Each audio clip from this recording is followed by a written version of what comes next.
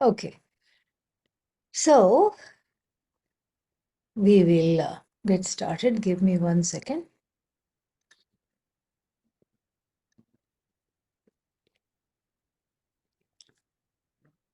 Om Bhadram Karneभिः शृणुयाम देवाः भद्रं पश्येमाक्षभिर्यजत्राः स्थिरैरङ्गैः स्तुष्टुवागुंसस्तनूभिः व्यशेम देवहितं यदायुः स्वस्ति न इन्द्रो वृद्धश्रवाः स्वस्ति नः पूषा विश्ववेदाः स्वस्ति नस्तार्क्ष्यो अरिष्टनेमिः स्वस्ति नो बृहस्पतिर्दधातु ॐ शान्तिः शान्तिः शान्तिः. Welcome to the winter retreat of the President's Day weekend. This is something we have been doing, in fact, with the Arsha Vidya Gurukulam for a number of years. In the beginning, it used to be live in person and was quite popular also. But I think over time, with many buildings there and the winter uncertainty about icy conditions, etc., it was thought to be more prudent to make this retreat online. And so that is why we are having this online. And then, so the it's a small retreat just over this long weekend. And so we will take up the first two mantras of the Kaivalya Upanishad. And because it is perfect for the time, in the sense of the winter, it's perfect for the time. It is going within and collecting some of the things that we already know for those of us who have been studying, and it is also for so in that sense it will be a revision, and it will also be a kind of a new look into this particular Upanishad. So, with these words, we will say our regular opening prayer and then get started. Om Sahana Vavatu Sahanau Bhunaktu Sahaviryam Karavavahai तेजस्विनावधीतमस्तु मा विद्विषावहै. ॐ शान्तिः शान्तिः शान्तिः. Welcome to everybody, and for those who are joining for the first time, special welcome to them. And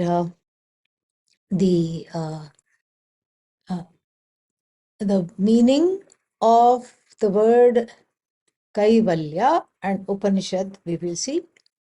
Kaivalya comes from the word Kevala. In certain what is that? In certain vernacular languages, Kevala has a bad kind of a derogatory meaning not quite up to par, Kevala. But here it is a different meaning. Kevala means only. Okay. Kevala, the word means only.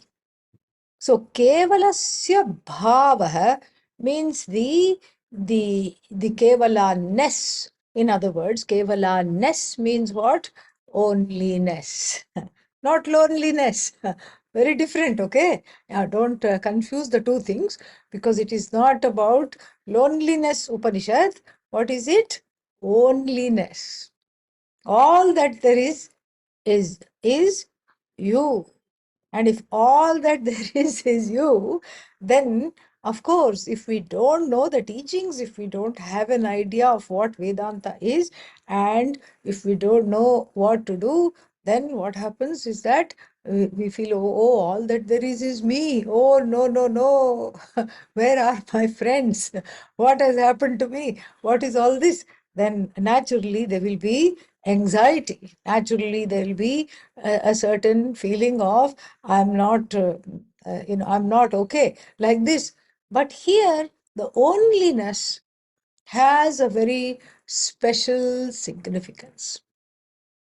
It is not the onlyness of feeling lonely, of feeling bereft, of feeling unconnected, unmoved, and somehow out there. No, that's not the onlyness that we are talking about. It is an onlyness which ensues from the vision of the Vedas of that which is connected to oneness. The vision of Vedanta is oneness. And that oneness is what is expressed here as onlyness. See, now it is not so lonely, is it? Because first, if you say onlyness, there is panic. Oh my God, I'm the only one and I'm all by myself. And the reason I came to this Upanishad is because the reason I'm taking this retreat is because I was feeling lonely and I'm feeling unconnected. But then, now what? Now I am all connected. All right.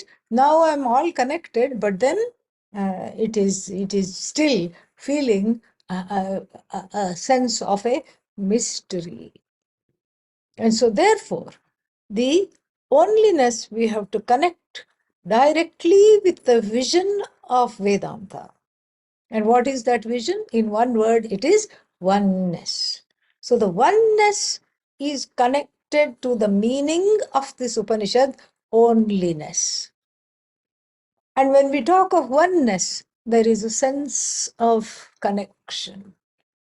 And that is exactly what moksha is.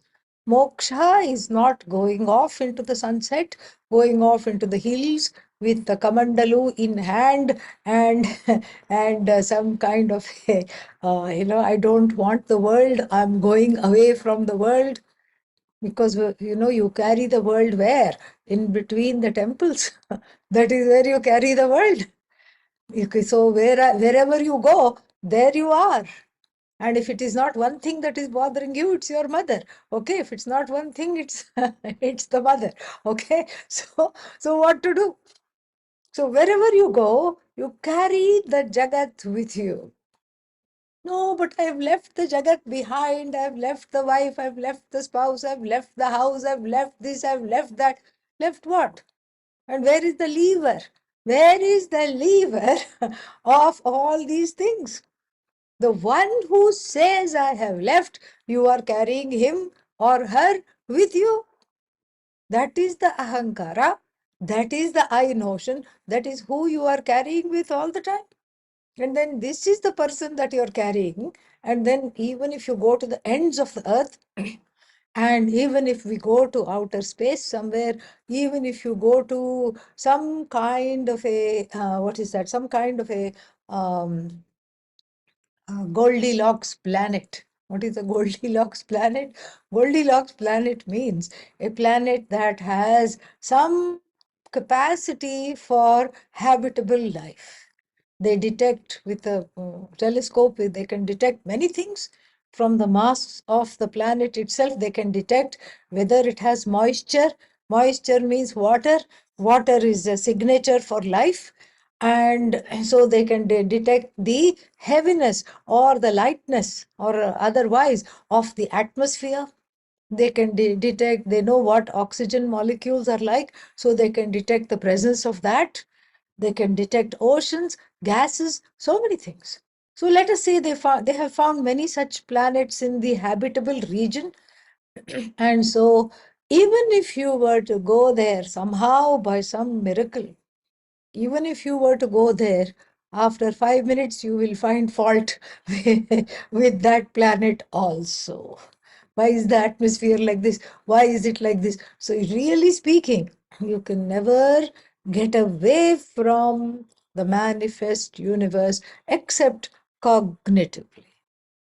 And that is what this onlyness, the discovery of this oneness, which here is described as onlyness, is all about. So the discovery of oneness means what? The word that we are using here, the word I'm using is discovery. Discovering means uncovering that which is already there. So it is this. It is something. It is siddhasya sadhya. So the sadhya means the goal. The goal is that which is already attained. The goal of oneness. Oneness means comfort. Oneness means connection. Oneness means the dropping of all notions of alienation. Oneness means I am safe. Oneness means security, safety. Oneness means I am one with everything. And this is what I seek to be. I want to be included. I want to be one with everything. And what does the Shastra say? The Shastra, the Upanishad, the Vedanta says this is already Siddha. Siddha means accomplished. What you think is Sadhya is already Siddha. This is Siddha means accomplished. Sadhya, to be accomplished. Oh, this is very different from what I thought. Yes, what you thought is not what is correct. What you thought needs to be edited, needs to be corrected.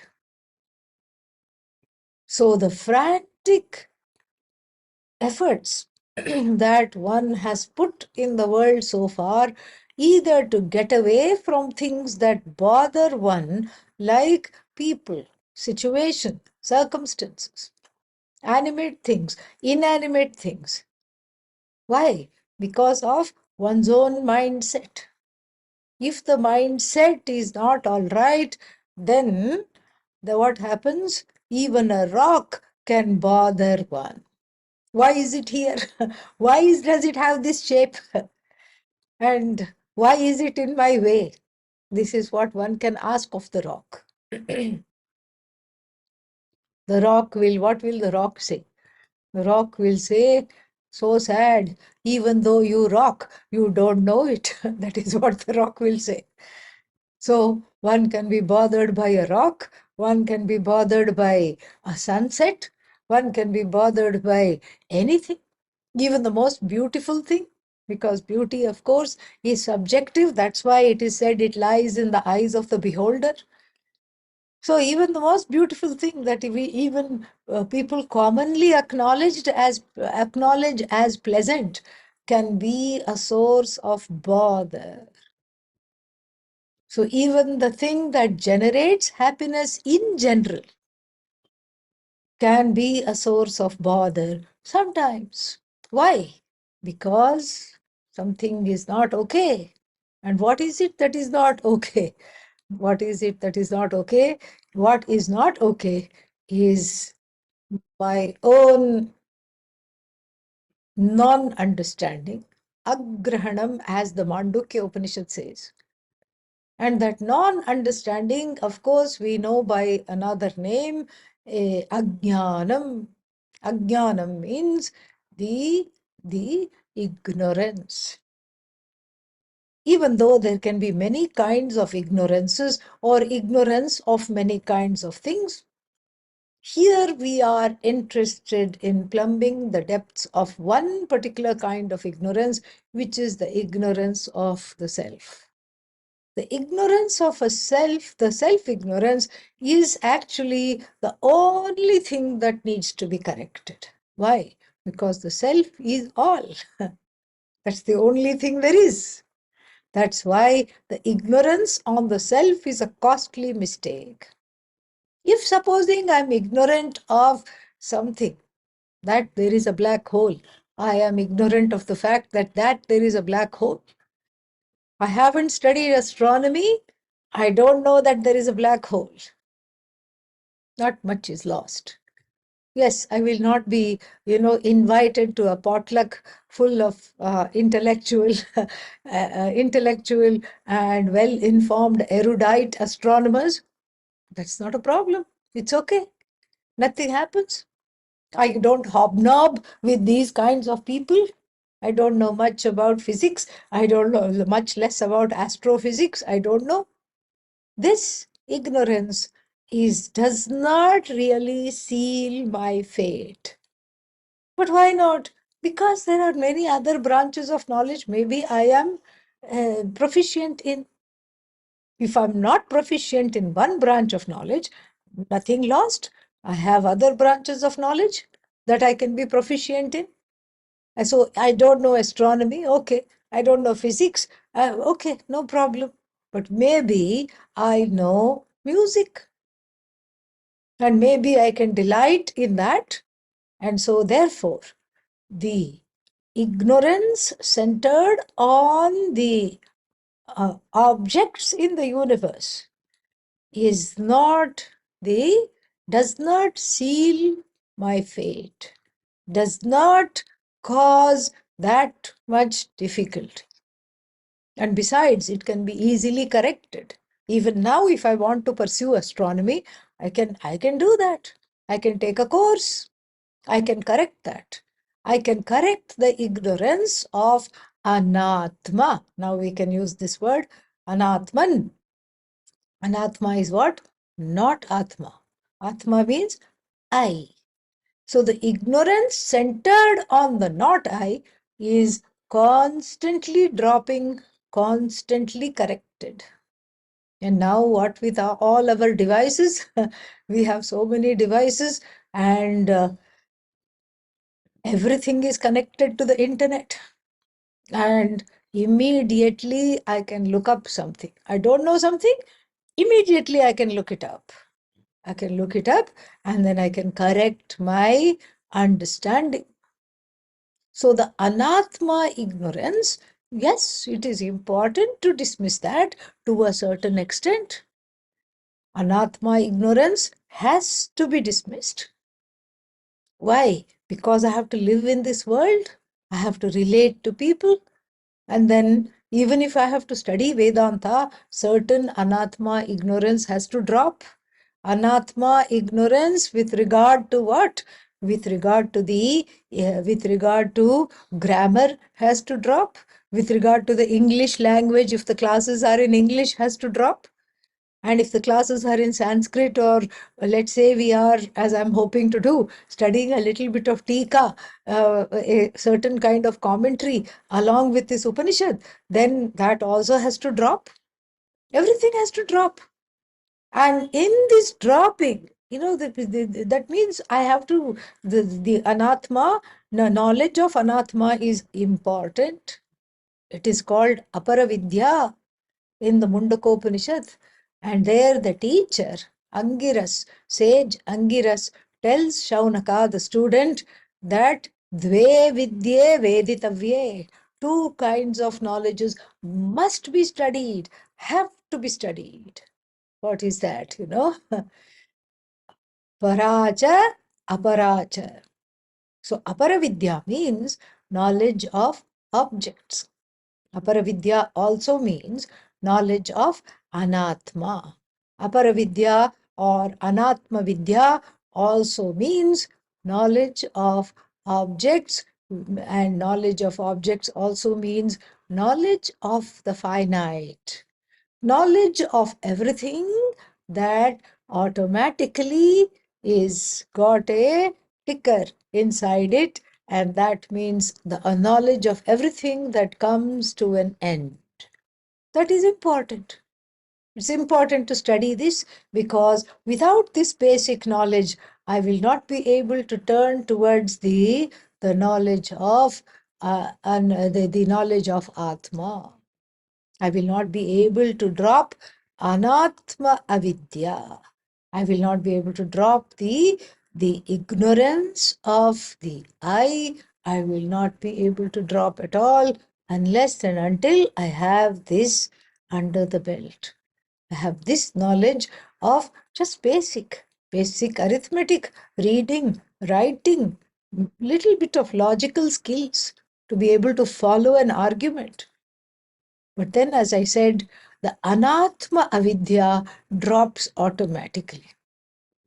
If you're born in a family, as a child, you don't know who the mother is, but after a little while you hear her voice, and it's the same voice you heard when you were in the belly of the mother, and then it is soothing, comforting, hopefully. And then we are only talking of primary caregivers, okay? Not primary caregivers, all right? Yeah, so we're just keeping it general. So hopefully for the child it is soothing, and then the mother ignorance drops, father ignorance drop, sibling ignorance also drops. This is brother, the one who is mean to me is my brother. The one who is kind to me, another brother. Like this, all these things. Sister ignorance, brother ignorance drops. And then what else drops? The ignorance of grandparents drops, friends, house ignorance drops. And as one goes to school, mathematics ignorance drops, geography ignorance drops, civics ignorance drops, botany, physics, all these things, biology ignorance drops. As one grows up further, goes to college, all these other complex ignorances also drops more and more. Biochemistry, microbiology, astrophysics, all these things drop. Calculus ignorance can also drop. And then one day, like this, Atma ignorance also drops. Am I right? No. Wrong. Oh, but you just said all the ignorance drops. That's only Aparavidya, not Paravidya. Not Paravidya at all. Only Aparavidya ignorance drops, not Paravidya. But why? So unfair. True. Who said things are fair? Things are not fair all the time. Who said, why should it be like that? Well, it is like that because, one has to actively pursue this knowledge. What knowledge is this? Knowledge of I. The I ignorance does not drop even if you do Shirshasana. Shirshasana we encourage headstand. Why? Because we encourage all activities that bring blood to the brain. Okay, yeah, so that the thinking is clear. That is why we encourage any kind of things. So Shirshasana, what will it do? It will help you think clearly. That is definitely there. But what will it not do? What it will not do is give the knowledge of Atma. Nothing will give the knowledge of Atma. Not even chat AI. One of our Swamis, this chat AI, this chat bot, what she did, she wrote, teach me Vedanta to the chat bot. Okay. And it was surprisingly well informed about Vedanta. It was surprisingly well informed. In fact, I didn't know whether to be impressed as I was reading what it was saying, or whether to be dejected, because myself and all the other Swamis would be out of a job. If chatbot could teach completely, chat AI can teach completely Vedanta, then what to do? We'll all have to go into seclusion and just revel in the glory of ourselves. No more teaching, no more nothing. I was wondering whether to celebrate this or whether to feel slightly dejected. And then I could see that even though it gave an accurate description, the same kind of description that you can get by Googling what is Vedanta, it was accurate. But it does not have the means to communicate that to the person in a way that a transformation is possible. Why? Because it was treating Vedanta as though it was aparavidya. That is what I saw. As though it was the knowledge of the finite.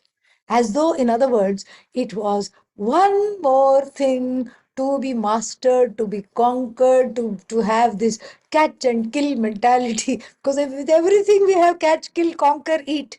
This is from the, what is that, the Prakrita Buddhi, means the bestial remnants of being beasts in previous lives. That is what continues.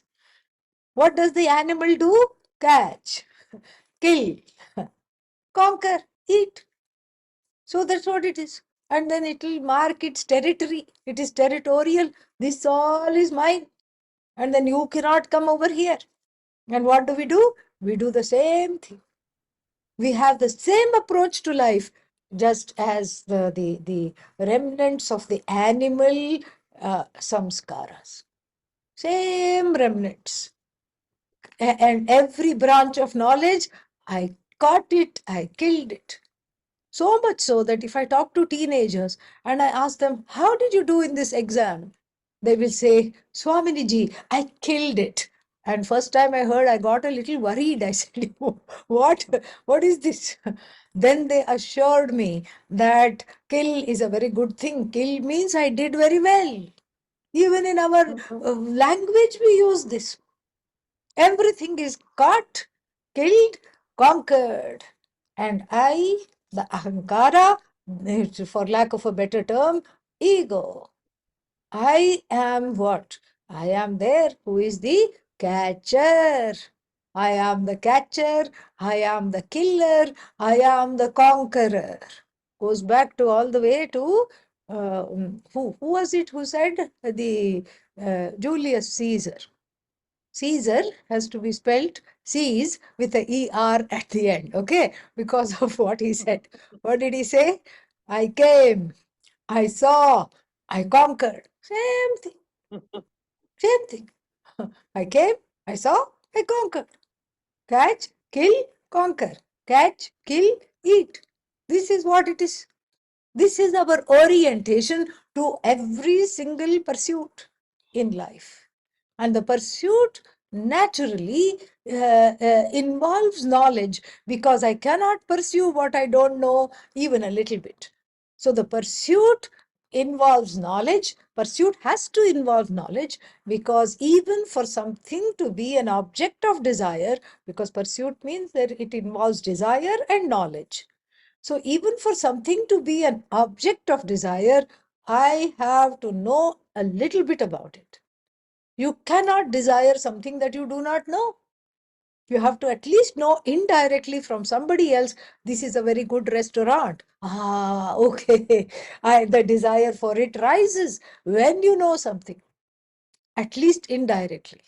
But here, so the knowledge and the pursuit go together, and the pursuit is such that it has to lead in a conquest. Otherwise, I am not happy. If the pursuit does not lead in a conquest, I am not happy at all. Because there is a feeling of dejection. Same thing. Animal also had that dejection. And the caveman, when he went out hunting, also had that. Pujya Swami used to give a wonderful example. He used to say that even the caveman would be depressed. Why? Because one day he went, looked everywhere. He wanted to kill something and bring for the family. But all he could get was a squirrel. That's all. And so, like this, every single pursuit is based on a sense of conquest. And then this sense of conquest is totally connected to a sense of accomplishment centered on the I. As long as I pursue and I get something, I am okay. And so the pursuit is important. Pursuits are important for two reasons. All the pursuits in the world that we have are important for two reasons. What is the first reason? The first reason it is important is because I have to meet my needs.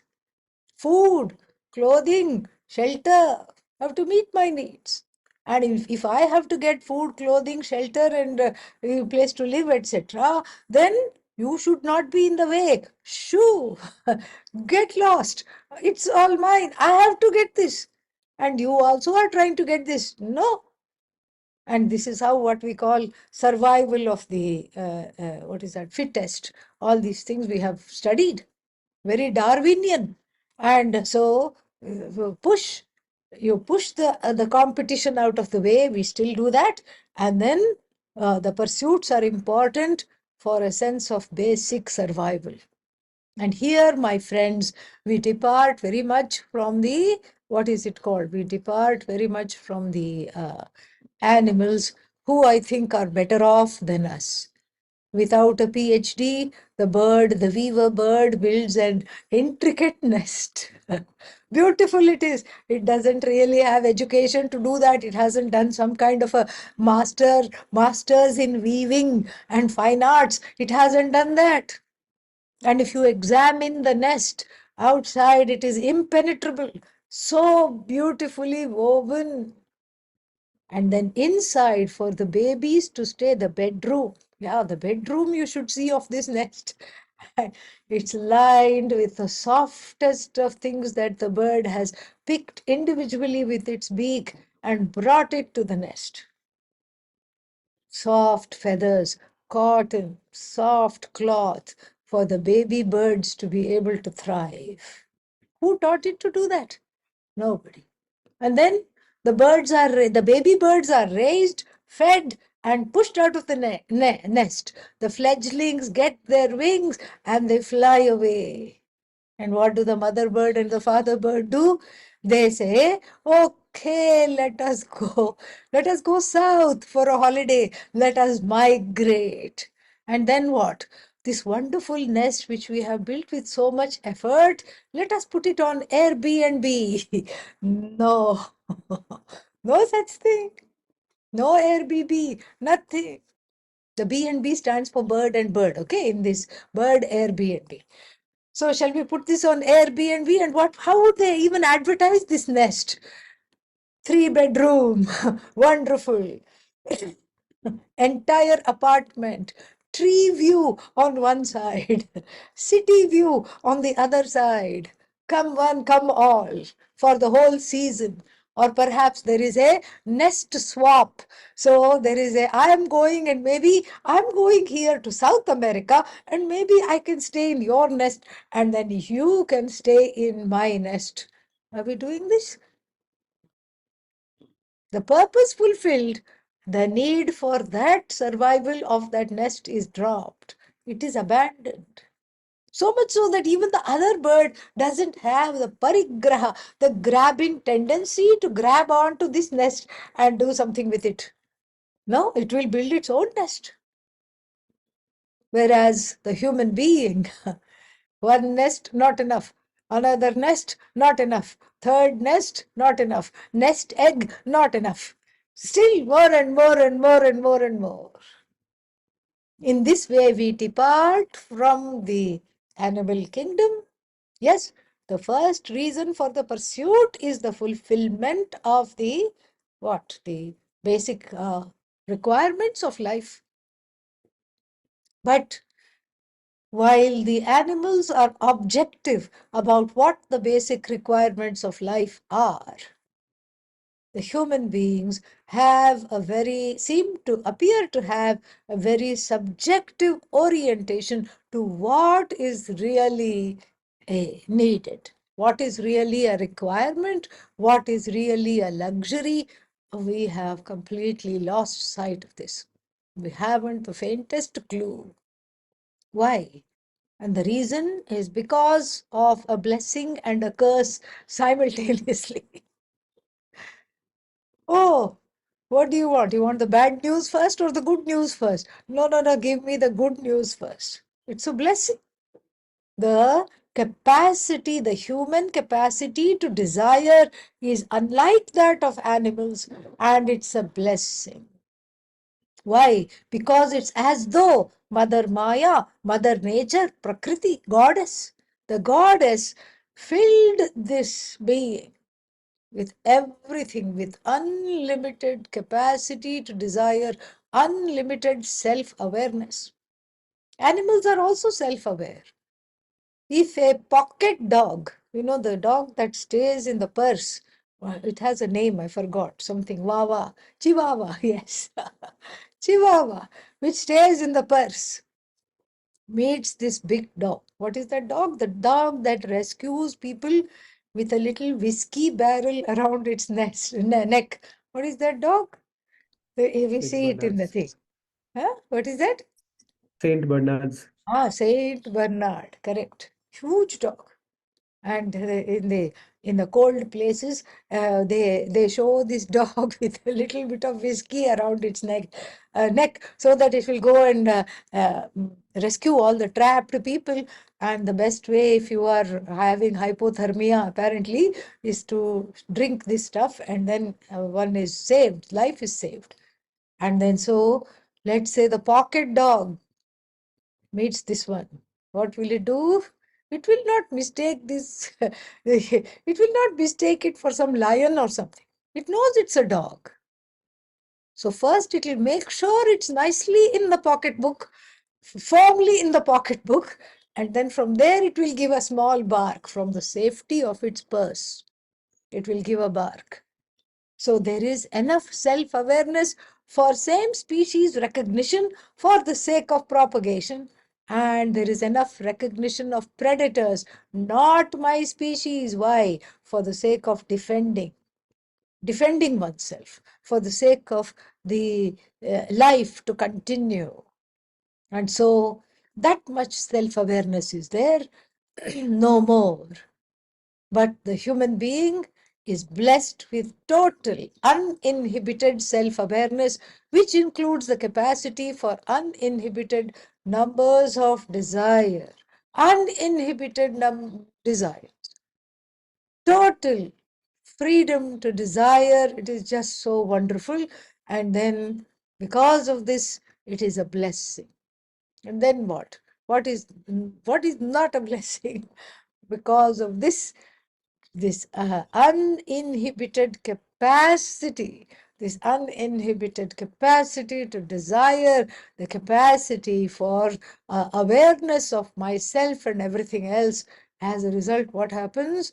Unfortunately, this capacity for uninhibited self-awareness translates into the sad ability to come to conclusions about the I that are also unlimited.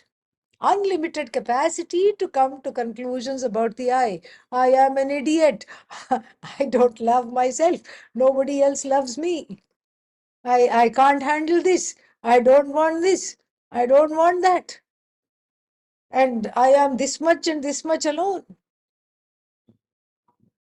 I am as good as the body. Body is healthy, therefore what? I am healthy. Dehe pushte, aham pushtaha. Oh, body is destroyed, therefore I am destroyed.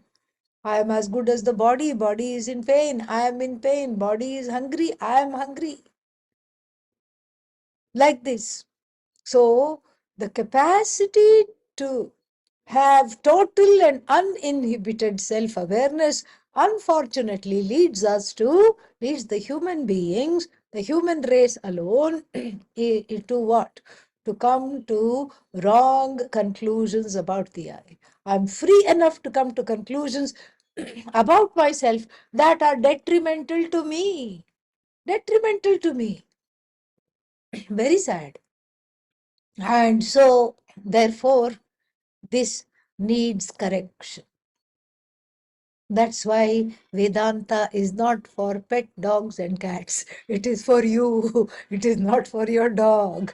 It's not for kitty. It is not for doggy. And people say, oh, my dog studies Vedanta. Your dog is not studying Vedanta. Nobody takes online classes. It is only sitting there because you are sitting there. That's all. You get up and go, it will also get up and go. But why? Why is it not studying Vedanta? Because you need Vedanta, not the dog. That's why the word for animals in Sanskrit is muktaha. They are naturally free. They are free of these inhibitions about the self. I saw one dog the other day. From either from birth or because of some amputation, it has only 3 legs. There you'll see it in Rishikesh. 3 legs. And it just gallops. It's just happy as anything can be, wags the tail. In fact, the tail is wagging the entire dog. And it's just so happy to see you. And in fact, in Rishikesh, all the dogs, they need a board on the neck. Watch out, beware. I am super affectionate. Yeah, this is this is what it is. You cannot make eye contact with a single dog on your walk by the Ganga. Otherwise, it's all over, because they say that they think it is a permission to just jump up and hug you. That's all they want to do. That's all, including this 3-legged one. The 3-legged one is the first to approach anybody. And I will show my hands. I will say, look, I have no biscuits, no bread, nothing. And then it doesn't matter. I want you. I don't want bread. I don't want biscuits. They just come like that.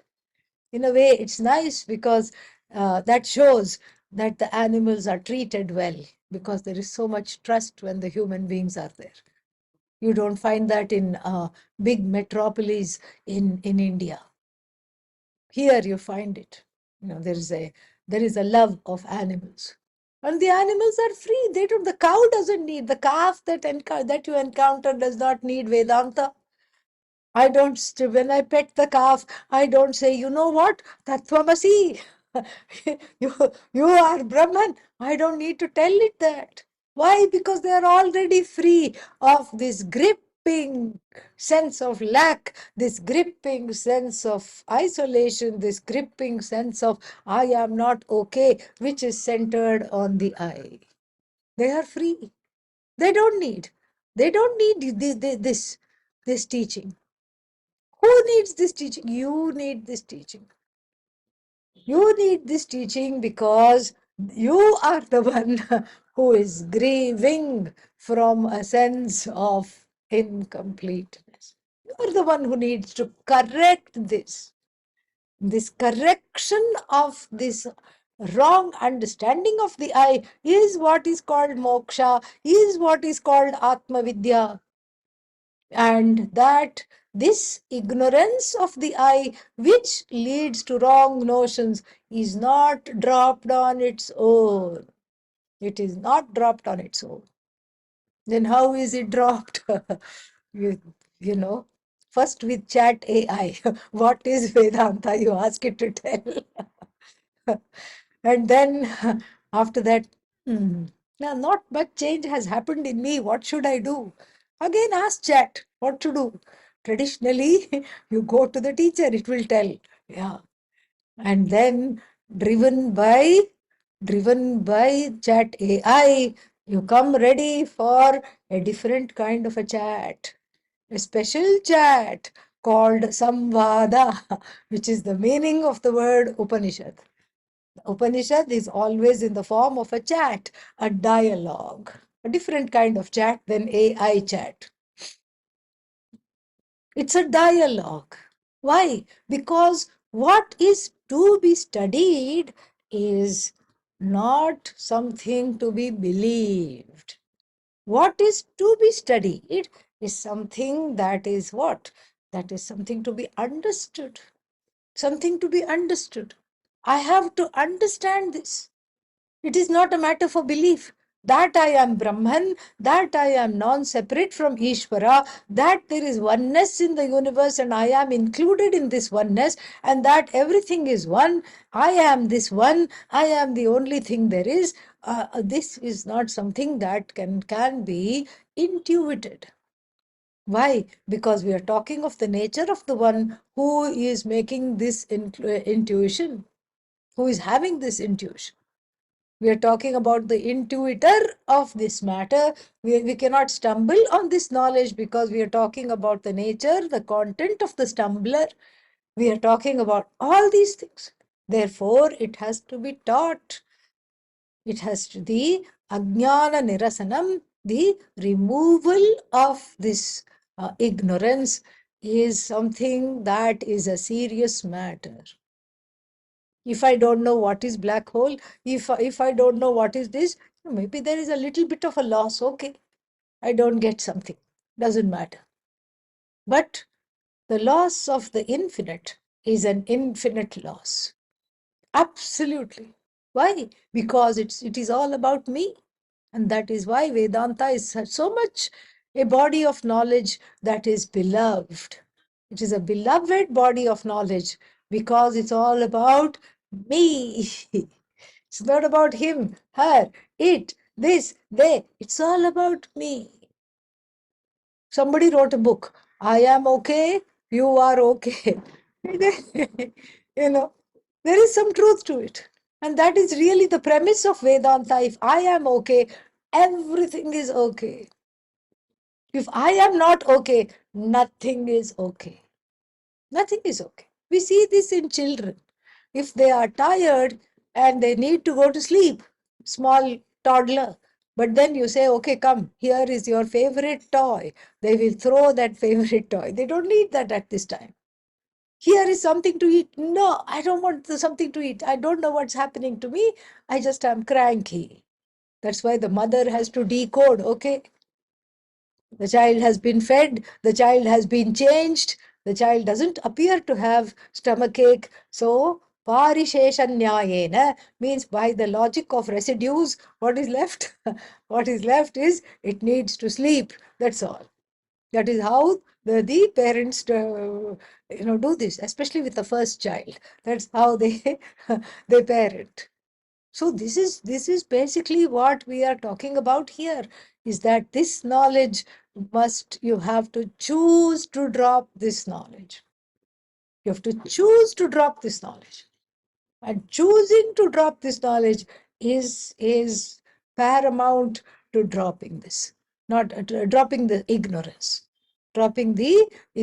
of the I. So the Atma ignorance is dropped by is by Shravanam. Shravanam means approaching a teacher and studying, listening. Listening is important, the extent to which I can hone the ears, not just the physical ears, that's okay, that is also needed, but then I have to be ready to deploy the ear of the ear. Shrotrasya Shrotram. Amazing. This is the Upanishad. That which hears is not the ear. The ear is just like it's an organ, it's like a machine that is capable of doing something. But you have to switch the machine on, then only it will function. And that which switches the ear on is the hearer, the ear of the ear. The hearer has to be present. Who is the hearer? I. I have to be there. And especially true in online classes. Yeah, very true. Because the mind goes, there is some noise, the mind goes. And then in Zoom, there's, what is that? There you have this feature. What is this feature? Stop video. This feature. So then what happens? Then I can do whatever I want.